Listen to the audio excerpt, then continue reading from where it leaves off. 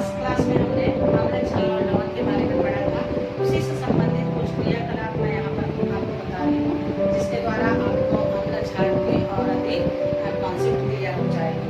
तो हमने पहले देखा था कि अम्ल क्षार कैसे पता किया जाता है, उसके लिए लिटमस पेपर 2 प्रकार का होता है, नीला लिटमस और लाल लिटमस।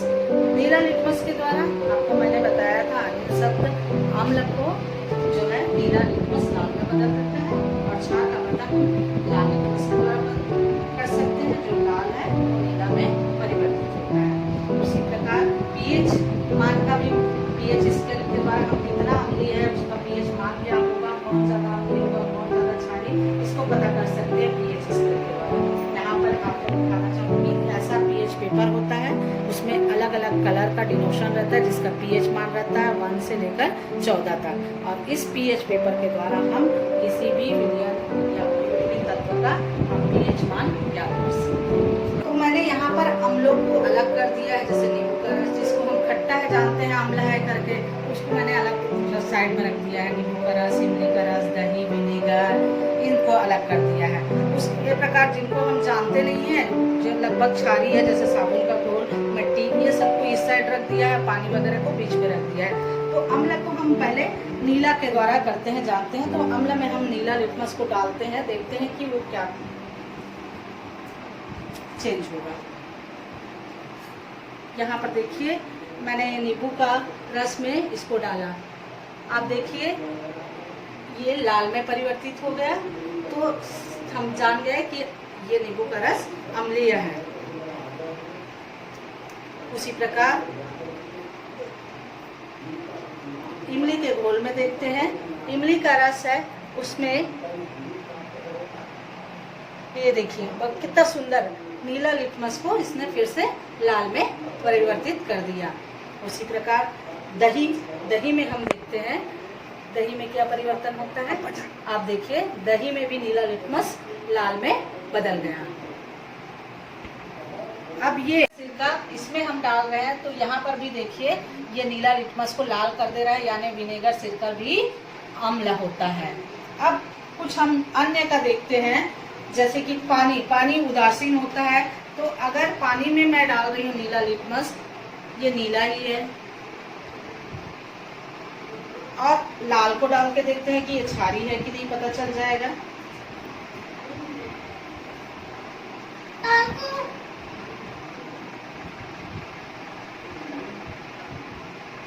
देखिए इसमें भी कोई परिवर्तन नहीं हुआ, सेम कलर है, यानी ये कोई परिवर्तन नहीं कर रहा है, यानी पानी उदासीन है। अब नेक्स्ट हम देखते हैं दूध में मैं नीला लिटमस को डाल रही हूँ, इसमें कुछ परिवर्तन होता है क्या, देखते हैं। देखिए आप देख सकते हैं ये हल्का गुलाबी हो गया है, यानी दूध भी अम्लीय होता है। इसके बाद हम देखते हैं ब्लैक कॉफ़ी में मैं फिर से नीला लिटमस को डुबा रही हूँ। यहाँ पर आप देख सकते हैं ये भी लाल हो गया, यानी ब्लैक कॉफ़ी भी अम्लीय होता है, इसीलिए ज़्यादा कॉफ़ी वगैरह पीने से एसिडिटी की प्रॉब्लम हो जाती है। अब उसके बाद यहाँ पर मेरे पास साबुन का घोल है, आपको मालूम है ये क्षारीय होता है, तो इसमें हम गुलाबी या लाल लिटमस को डालते हैं। लाल लिटमस यहाँ पर देखिए ये परिवर्तित हो गया नीले में। उसी प्रकार मिट्टी का घोल, उसमें डालने पर मिट्टी में बहुत कम क्षारीयता या अम्लीयता रहती है, इसलिए बहुत कम इसमें चेंज होता है, हल्का इसमें नीलापन आ रहा है, बहुत कम, यानी बहुत कम क्षारीय है। अलग अलग जगह की मिट्टी में अलग अलग अम्लीयता या क्षारीयता पाई जाती है।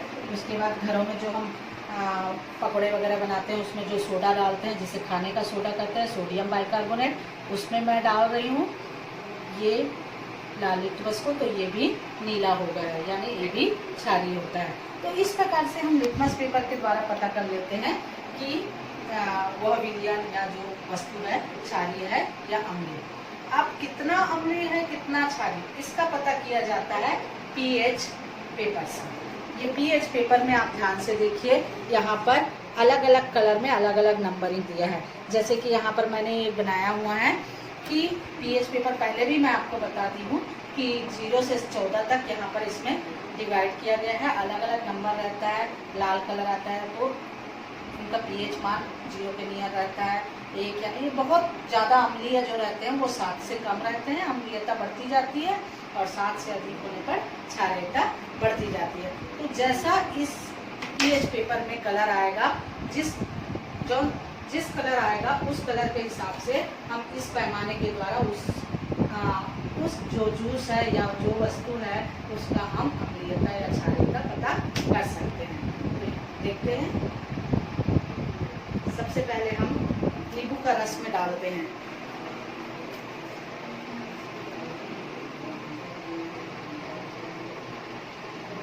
देखिए डार्क रेड कलर आया है नींबू का रस लगभग इस तरीके से। ये इसका कलर मिलान करके हम देख सकते हैं कौन क्या पीएच आ रहा है। इमली का रस, इसमें भी पीएच देखिए इससे कम आया, थोड़ा सा नींबू के रस से कम। दही,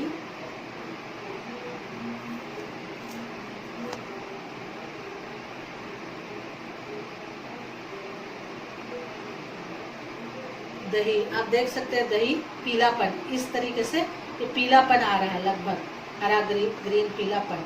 ये लगभग 4 से 5 पीएच इसका मान रहता है।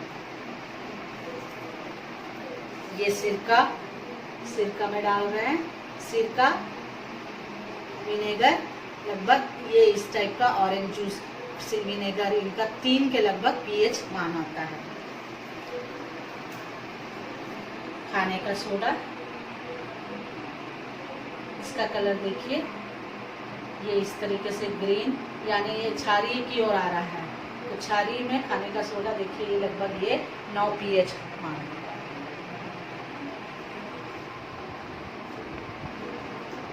साबुन का घोल देखिए एकदम डार्क हो गया, लगभग और अधिक डार्क हो गया साबुन का घोल।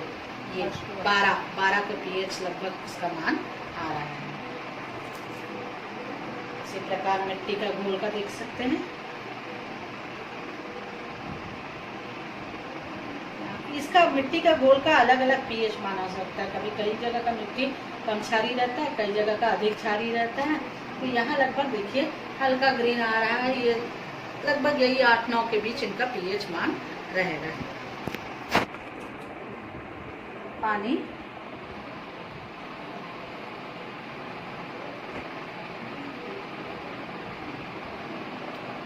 ग्रीन कलर, लगभग ये 7 उदासीन ये पीएच मान रहेगा।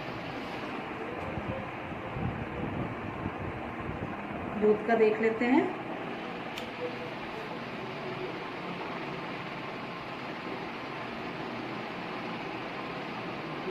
लाइट, इसका एकदम लाइट कलर आता है, ग्रीन में, लाइटिश ग्रीन। तो इसका पीएच मान लगभग 6 के करीब नियर आता है। इसी प्रकार ब्लैक कॉफी,